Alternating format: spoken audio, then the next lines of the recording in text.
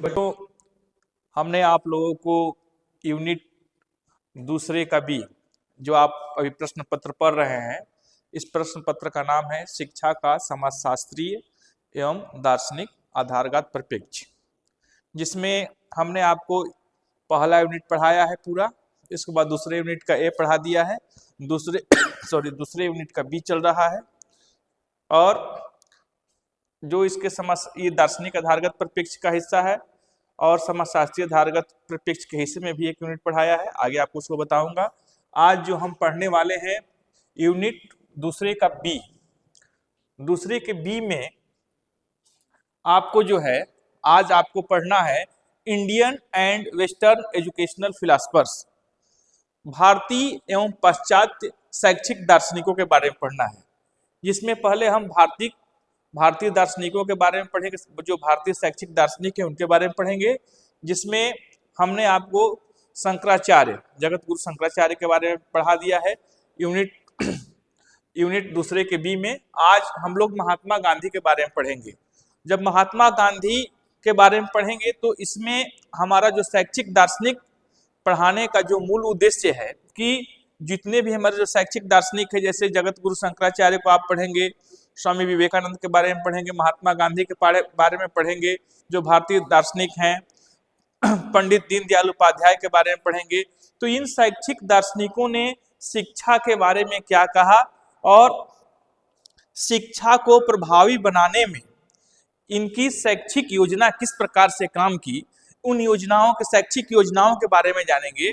जिसमें पहला टॉपिक आपका जो है जगत गुरु शंकराचार्य, जिसको आप पढ़ चुके हैं। दूसरा यूनिट आपका चल रहा है महात्मा गांधी। तो महात्मा गांधी के पहले हम जीवन परिचय के बारे में जानेंगे, फिर इनके महात्मा गांधी के दर्शन के बारे में जानेंगे, तब महात्मा गांधी के हम शैक्षिक दर्शन के बारे में जानेंगे और उनके जो जीवन दर्शन है और उनका शैक्षिक दर्शन है उसमें एक प्रभावशाली शिक्षा व्यवस्था बनाने में इनका क्या योगदान है, उसमें जानने का हम प्रयास या कार्य करेंगे।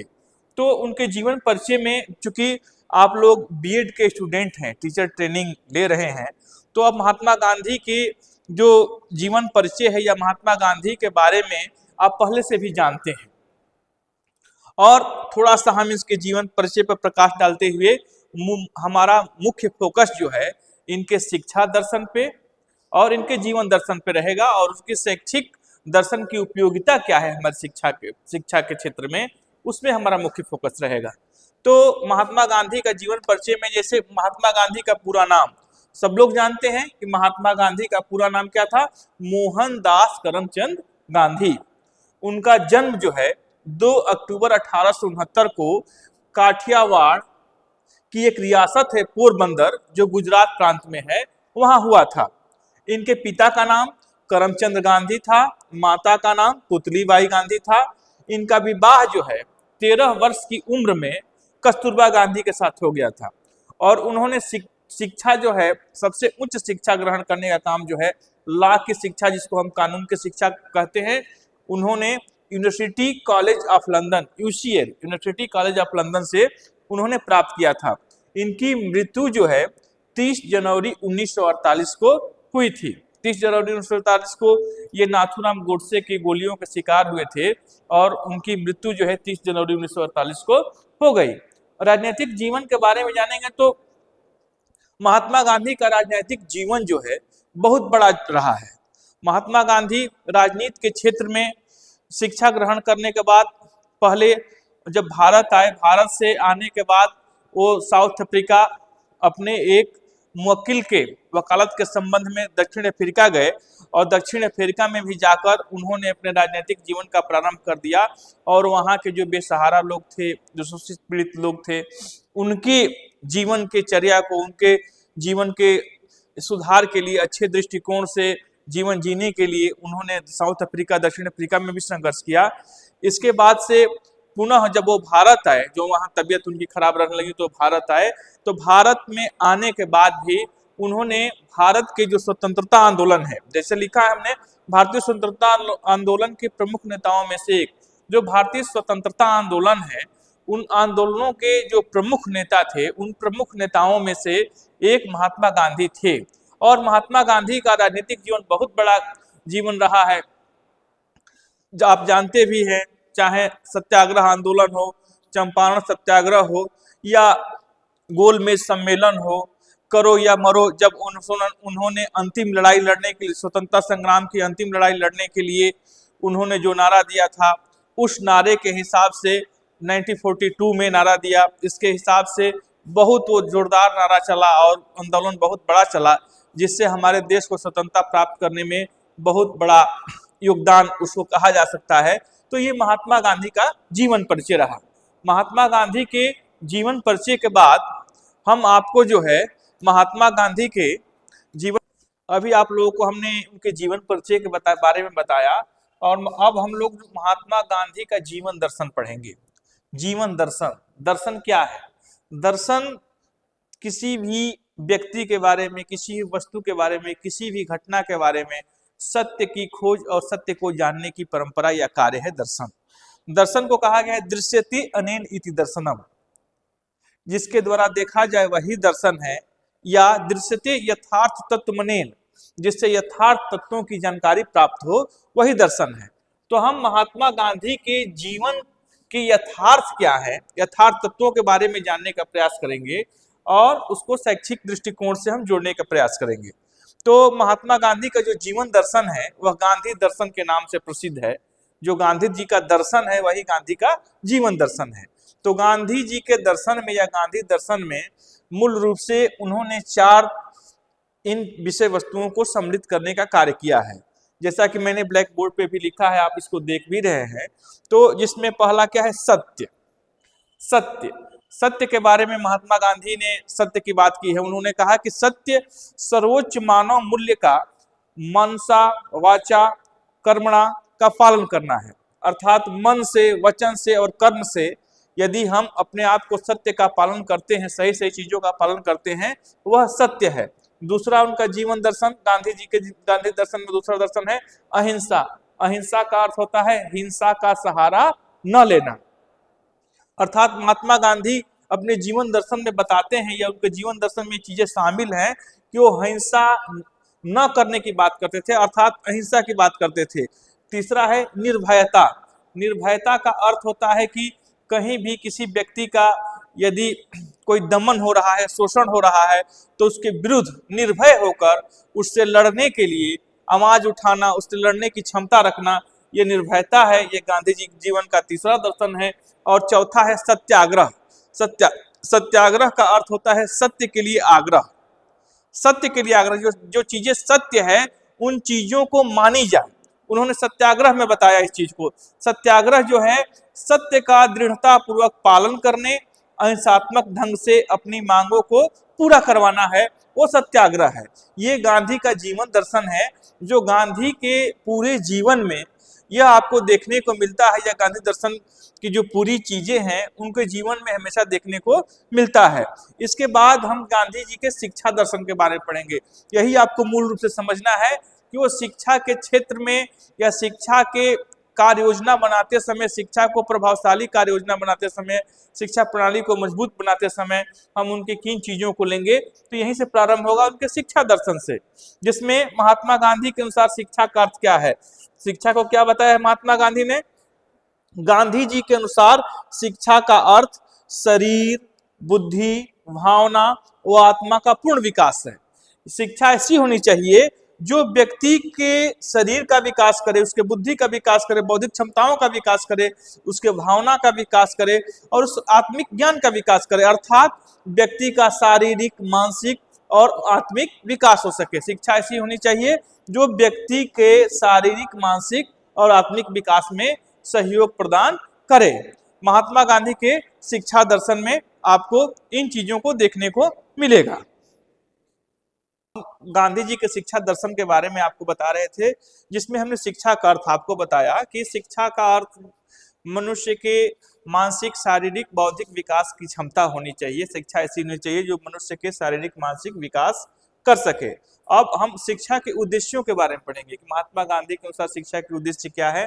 उद्देश्य का अर्थ आप जानते ही हैं कि उद्देश्य वह अभिष्ट है जिसकी दिशा में हम कार्य करते हैं। अर्थात शिक्षा ऐसी होनी चाहिए जो उनके दिए गए जो कार्य है इसको पूर्ण करने में अपनी सहायता प्रदान करे। जिसमें यदि महात्मा गांधी के शिक्षा के उद्देश्यों को देखेंगे तो महात्मा गांधी के शिक्षा के उद्देश्यों को दो भागों में बांटा गया है। उन्होंने शिक्षा के प्रमुख दो उद्देश्य बताए हैं। पहला तात्कालिक, ए है तात्कालिक, और बी है अंतिम उद्देश्य। तात्कालिक उद्देश्य क्या होने चाहिए और अंतिम उद्देश्य क्या होने चाहिए। तो पहले हम तात्कालिक उद्देश्यों पर चर्चा करेंगे, फिर आपको अंतिम उद्देश्यों के बारे में हम बताएंगे।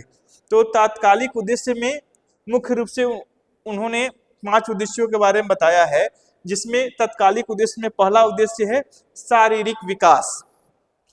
अर्थात शिक्षा का उद्देश्य जो है शारीरिक विकास होना चाहिए। अर्थात शिक्षा को उस दिशा में कार्य करना चाहिए कि बच्चों को शारीरिक विकास हो। अर्थात शिक्षा के माध्यम से हम यह जान सकेंगे कि हमारा शरीर का विकास कैसे हो, किस प्रकार का हम खाना ग्रहण करें, किस प्रकार से हम व्यायाम करें, किस प्रकार से साफ सफाई के ऊपर ध्यान दें।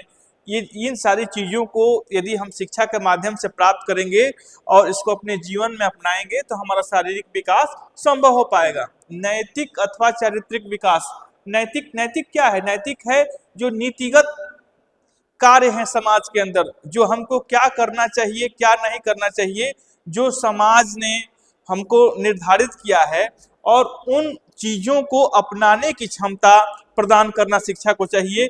अर्थात हमारा नैतिक और अथवा चारित्रिक विकास। जब हमारा नैतिक विकास होगा, हम जो समाज के द्वारा बनाए गए नीतिगत कार्यों को अपने जीवन में अपनाएंगे, तो उन कार्यों को अपनाने के बाद यदि हम देखेंगे तो हमारा चरित्र का विकास स्वयं होता जाएगा। और तीसरा है मानसिक एवं बौद्धिक विकास। शिक्षा ऐसी होनी चाहिए जो व्यक्ति को मानसिक रूप से मजबूत बनाए, उनके बौद्धिक जो बुद्धि है, उसकी जो बौद्धिक क्षमता है, उसके बौद्धिक क्षमता में वृद्धि करें। समाज के अंदर यदि आप देखते हैं केवल किताबी ज्ञान प्राप्त कर लेना ही बौद्धिक ज्ञान नहीं है। क्या सही है क्या गलत है, इसका निर्णय लेने की क्षमता, किस प्रकार से हमको समाज में रहना चाहिए, इस प्रकार के ज्ञान का विकास, हमको क्या करना चाहिए क्या नहीं करना चाहिए, इस प्रकार का विकास। इन सारी चीजों को जब बच्चे के विकास होगा तो उस विकास को हम मानसिक और बौद्धिक विकास कहेंगे। चौथा है जीविकोपार्जन का उद्देश्य। शिक्षा वैसी होनी चाहिए जो मनुष्य के जीविकोपार्जन में सहायता प्रदान करे। अर्थात वो बेरोजगारी जो बच्चों के अंदर, जब समाज के अंदर जो जिन बेरोजगारियों को हम देख रहे हैं, उस बेरोजगारी को खत्म करने के लिए, एक बेरोजगारी के खत्म करने के बीमा के रूप में उन्होंने शिक्षा को प्रस्तुत करने का कार्य किया। अर्थात हस्तकला की शिक्षा, हस्तकला की शिक्षाओं में शिल्प कला और तरह तरह के जैसे छोटे छोटे औजारों को बनाने की शिक्षा, छोटे छोटे खिलौनों को बनाने की शिक्षा, लकड़ी से युक्त खिलौनों को बनाने की शिक्षा, तमाम तरह के हस्तकला की शिक्षा के बारे में उन्होंने बात की, जो व्यक्ति के जीविकोपार्जन के उद्देश्यों को पूर्ति करने में सहायक करेगा। पूर्ण विकास का उद्देश्य, जब इन तात्कालिक उद्देश्यों को प्राप्त करेंगे, तो जब तक तात्कालिक उद्देश्यों को, जब सारे उद्देश्यों को प्राप्त करेंगे तभी बालक का पूर्ण विकास संभव है। यदि बालक शारीरिक विकास हो, उसका नैतिक एवं चारित्रिक विकास हो, उसका मानसिक एवं बौद्धिक विकास हो, और उसको अपनी बेरोजगारी को दूर करने के लिए और अपने जीवन यापन करने के लिए अपने जीविकोपार्जन के उद्देश्यों की पूर्ति कर लेता है, जब इन उद्देश्यों की प्राप्ति कर लेगा तभी बालक का पूर्ण विकास हो पाना संभव है। तो उन्होंने पूर्ण विकास के उद्देश्य के बारे में बताया। दूसरा उद्देश्य जो है उनका वी जो है अंतिम उद्देश्य। अंतिम उद्देश्य का अर्थ होता है कि यह अंतिम रूप से हम क्या प्राप्त करना चाहते हैं। तात्कालिक मतलब मूल रूप से जिनको प्राप्त करना चाहते हैं इतनी चीजों को प्राप्त करेंगे तब हमारे अंतिम उद्देश्यों के प्राप्ति में सहायता प्रदान होगी। यदि हमारा शारीरिक विकास नहीं होगा, नैतिक और चारित्रिक विकास नहीं होगा, मानसिक एवं बौद्धिक विकास नहीं होगा, हमारे पास जीविकोपार्जन के साधन नहीं होंगे, तब तक हमारा पूर्ण विकास नहीं होगा। और जब तक हमारा पूर्ण विकास नहीं होगा तब तक महात्मा गांधी के अनुसार हम अपने अंतिम उद्देश्यों की प्राप्ति नहीं कर सकते हैं। जब तात्कालिक उद्देश्यों की प्राप्ति हो जाएगी बच्चों को, तो अपने अंतिम उद्देश्यों की प्राप्ति में उन्होंने पहला बताया वास्तविक अनुभव। जीवन का वास्तविक अनुभव प्राप्त करना, अर्थात जीवन में बहुत तरह के समस्याओं का सामना आपको करना पड़ेगा, बच्चों को बहुत प्रकार के समस्याओं को सामना करना पड़ेगा। उन समस्याओं के समय वो अपने आप को कैसे संभालेंगे या उन समस्याओं से कैसे लड़ेंगे या उन समस्याओं से कैसे निजात पाएंगे, ये तभी संभव हो जाएगा जब बच्चों को वास्तविक अनुभव की प्राप्ति होगी। इसके बाद दूसरा है ईश्वर एवं आत्मज्ञान की प्राप्ति। क्योंकि महात्मा गांधी का जो दर्शन है वो आध्यात्मिक रूप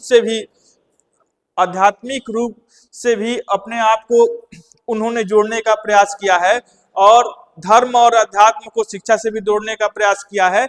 इसलिए उन्होंने ईश्वर की प्राप्ति और आत्मज्ञान की प्राप्ति की बात करते हैं। और महात्मा गांधी के अनुसार अंतिम उद्देश्य का जो तीसरा बिंदु है वह है मोक्ष की प्राप्ति, अर्थात इन तीन अंतिम उद्देश्यों को वास्तविक अनुभव हो जाएगा, ईश्वर एवं आत्मज्ञान की प्राप्ति होगी, तभी व्यक्ति का मोक्ष संभव है। इस प्रकार से महात्मा गांधी ने शिक्षा के उद्देश्यों को दो रूपों में तात्कालिक उद्देश्य और अंतिम उद्देश्य के रूप में बताया, जिसको हमने आपको अभी बताया। हम लोग अब जो है गांधी जी के बेसिक शिक्षा के बारे में पढ़ेंगे। जो गांधी जी की बेसिक शिक्षा है, गांधी जी की बेसिक शिक्षा को हम नई तालीम का अर्थ होता है शिक्षा, और या बुनियादी शिक्षा के नाम से भी जानते हैं। गांधी जी के बेसिक शिक्षा को किस नाम से जानते हैं? नई तालीम या बुनियादी शिक्षा के नाम से जाना जाता है, जिसे इन्होंने 1937 में वर्धा में प्रस्तुत किया था। कहाँ प्रस्तुत किया था? वर्धा में। किस सन में? 1937 में। ये परीक्षा में भी, आपके टीटी के परीक्षाओं में भी पूछा जाता है कि महात्मा गांधी ने वर्धा शिक्षा की योजना कहाँ प्रस्तुत किया था। तो इस पॉइंट को याद रखेंगे। महात्मा गांधी ने 1937 में वर्धा में अपनी बुनियादी शिक्षा के प्रारूप को प्रस्तुत करने का कार्य किया था, जिसको हम बुनियादी शिक्षा भी बोलते हैं। बुनियादी शिक्षा, नई तालीम या बेसिक शिक्षा, इन्होंने, और इसलिए इसको हम वर्धा शिक्षा के नाम से भी जानते हैं। यह वर्धा शिक्षा योजना के नाम से भी प्रसिद्ध है।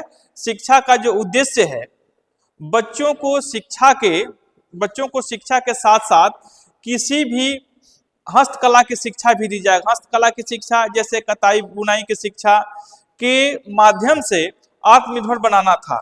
और उन्होंने 7 वर्ष से 14 वर्ष के बच्चों को निःशुल्क एवं अनिवार्य शिक्षा की बात की थी। उसी समय गांधी जी ने 1937 में जब वर्धा शिक्षा योजना प्रस्तुत की, जिसको हम बेसिक शिक्षा के नाम से या बुनियादी शिक्षा के नाम से भी जानते हैं, 7 से 14 वर्ष के बच्चों को शिक्षा देने की बात किया था, निःशुल्क एवं अनिवार्य शिक्षा। उन्होंने इन्हें शिक्षा का माध्यम जो है मातृभाषा में देने की बात की। इसके बाद से शिक्षा ऐसी होनी चाहिए जो बच्चों को जीविकोपार्जन में सहायता प्रदान करे। इन्होंने अपने बेसिक शिक्षा में इन चीजों का वर्णन किया है। और उन्होंने 3H शिक्षा की बात की है। 3H में होता है 3H मतलब 3 बार H की बात की गई है। 3H में पहले H का अर्थ होता है हैंड। 3H में पहले, सॉरी हैंड नहीं है, 3H में पहले H का अर्थ होता है हेड। हेड मतलब आपका सिर अर्थात मस्तिष्क की उन्होंने बौद्धिक क्षमता की विकास करने की बात की, अर्थात हेड मस्तिष्क की मानसिक विकास की बात की। दूसरे H का अर्थ होता है हैंड। सेकेंड H का अर्थ क्या है? हैंड। हैंड मतलब होता है हाथ। हाथ से यहाँ तात्पर्य है कि उन्होंने आर्थिक आत्मनिर्भरता अर्थात उन्होंने हस्त कौशल की शिक्षा की बात की, जिससे बच्चा आर्थिक रूप से आत्मनिर्भर बन सके। और तीसरा है हर्ट की बात। हर्ट से होता है आपका हृदय। हर्ट का अर्थ हृदय होता है, जिसमें उन्होंने बच्चों के अंदर भावनात्मक विकास, कैसा विकास? भावनात्मक विकास की बात उन्होंने महात्मा गांधी ने किया था। तो ये आपका जो है महात्मा गांधी के बेसिक शिक्षा, नई तालीम या बुनियादी शिक्षा या वर्धा शिक्षा योजना के बारे में हमने आपको अभी बताया है। बेसिक शिक्षा या बुनियादी शिक्षा के बाद हम महात्मा गांधी के अनुसार पाठ्यक्रम कैसा होना चाहिए इसके बारे में हम पढ़ेंगे। जिस पाठ्यक्रम में उन्होंने कुछ सिद्धांतों का प्रयोग करने की बात की कि जब हम पाठ्यक्रम का निर्माण करें तो कुछ प्रमुख सिद्धांतों का हम प्रयोग करें, जिनमें उपयोगिता का सिद्धांत, दूसरा है सहसंबंध का सिद्धांत, तीसरा है लचीलेपन के सिद्धांत का प्रयोग। अर्थात इन 3 सिद्धांतों का प्रयोग करके ही हम पाठ्यक्रम का निर्माण करेंगे तो पाठ्यक्रम जो है प्रभावी होगा। तो उपयोगिता के सिद्धांत में आप देखेंगे कि उपयोगिता का अर्थ होता है किसी चीज को उपयोग हम कितना कर सकते हैं या उसको कितना हमारे लिए उपयोगी है, यह सिद्धांत हमको उपयोगिता के सिद्धांत के बारे में बताता है। अर्थात पाठ्यक्रम ऐसा होना चाहिए जो बच्चों के लिए उपयोगी हो। जिस कक्षा के लिए हम पाठ्यक्रम का निर्माण कर रहे हैं या जिन बच्चों के लिए हम पाठ्यक्रम का निर्माण कर रहे हैं, तो पाठ्यक्रम का निर्माण करने से पहले इस सिद्धांत को हमें ध्यान में रखना चाहिए कि जिस कक्षा के लिए इस पाठ्यक्रम को बना रहे हैं, उस कक्षा के लिए यह पाठ्यक्रम कितना उपयोगी है। दूसरा है सहसंबंध का सिद्धांत। सहसंबंध, सह मतलब होता है साथ, साथ संबंध मतलब एक दूसरे के साथ संबंध जोड़ने की बात कर रहे हैं। जैसे यदि हमको सामाजिक विज्ञान पढ़ाना है, सामाजिक विज्ञान के अंदर हम इतिहास पढ़ा रहे हैं, सामाजिक विज्ञान का दूसरा विषय यदि भूगोल पढ़ा रहे हैं, फिर राजनीति विज्ञान या नागरिक शास्त्र पढ़ा रहे हैं, अर्थशास्त्र पढ़ा रहे हैं, तो इन विषयों का आपस में क्या संबंध होना चाहिए।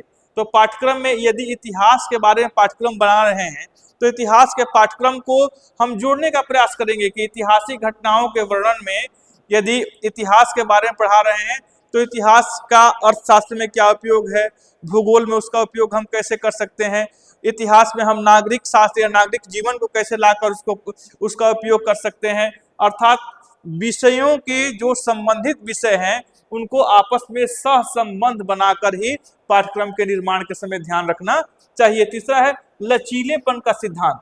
लचीलेपन का सिद्धांत होता है कि जैसी परिस्थिति हो, जिस प्रकार की परिस्थिति हो या जिस प्रकार का बालक हो या यदि हम गणित की शिक्षा देना चाहते हैं, गणित का पाठ्यक्रम बनाना चाहते हैं, सामाजिक विज्ञान का पाठ्यक्रम बनाना चाहते हैं, सामाजिक विज्ञान में हमने बताया है इतिहास, भूगोल, अर्थशास्त्र और नागरिक शास्त्र, ये जो आपके चारों विषय शामिल हैं, तो इन चारों विषयों में यदि हम 8वीं के बच्चों को पाठ्यक्रम बना रहे हैं, 10वीं के बच्चों को पाठ्यक्रम बना रहे हैं, और यदि वहां जरूरी है कि हमको क्लास 2 के बच्चों के जो पाठ्यक्रम से भी कुछ चीजों को लेनी है या कक्षा 8 के पाठ्यक्रम बनाने में 12वीं के इतिहास के भी कुछ पोर्शन को लेना है, तो उसको हमको शामिल करना चाहिए। ये लचीलेपन के सिद्धांत को दर्शाता है। अर्थात उस परिस्थिति के हिसाब से उस पाठ्यक्रम में विषय वस्तुओं को शामिल करने की बात उन्होंने किया है।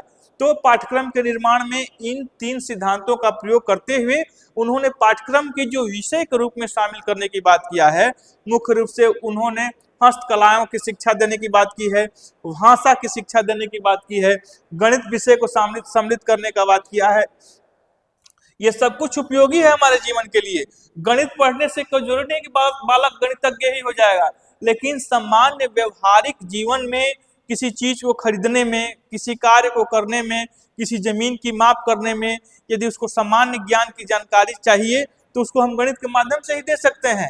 सामाजिक अध्ययन जो समाज में यदि रहते हैं तो समाज के लिए अध्ययन की जो बातें हैं वो सामाजिक अध्ययन की बातों में सम्मिलित किया जाएगा। सामान्य विज्ञान क्या है, किसी वस्तु के व्यक्ति के जो विशिष्ट ज्ञान की प्राप्ति की बात कर रहे हैं, तो एक सामान्य रूप से हमारा आहार कितना होना चाहिए, हमें कौन सी विटामिन लेनी चाहिए, हमें साफ सफाई कैसे रखना चाहिए, इन सामान्य बातों की जानकारी जो है हमें सामान्य विज्ञान के माध्यम से मिलता है। तो सामान्य विज्ञान को भी शामिल करने की बात किया है।